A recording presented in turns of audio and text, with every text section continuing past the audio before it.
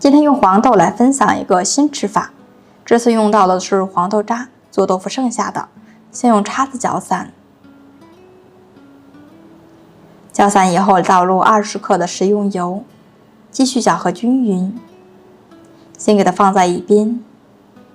准备半根胡萝卜擦成细丝，如果刀工好的话，也可以用刀来切，用擦板擦成细丝呢，会更加的方便均匀。放在碗中。准备一根山药，去掉头尾，同样用擦板擦成细丝。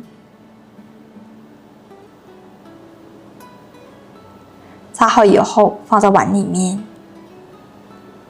准备青辣椒，切成厚厚的薄片，收在碗中。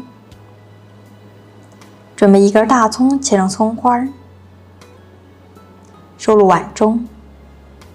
准备1块钱的火腿肠，切成薄片，放入碗中。把黄豆渣倒在大盆里面，打上1颗笨鸡蛋，先用筷子搅和均匀。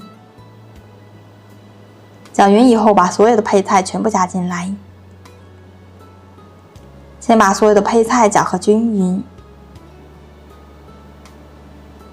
开始调味儿。1大勺的辣椒面，1大勺13香，1勺食用盐，不用再加别的调料了。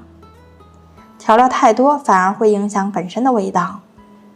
搅和均匀以后，加上1大勺的粗粮，加入玉米面粉，更加营养健康。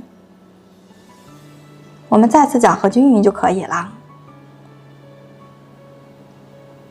去邻居家里面借一只一次性手套，抓拌一下。先抓成一坨，把所有的菜呢都抓软。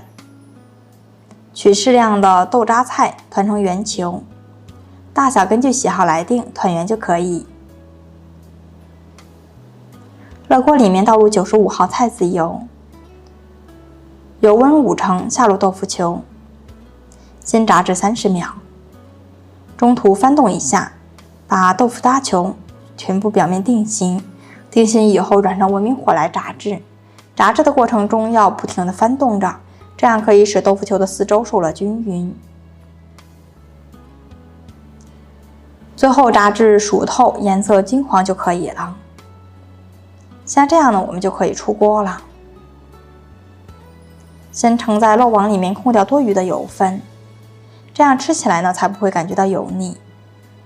趁热撒上1把自制调料，晃动均匀。让豆腐丸子均匀地沾裹上调料，像这样就可以装盘端上桌了。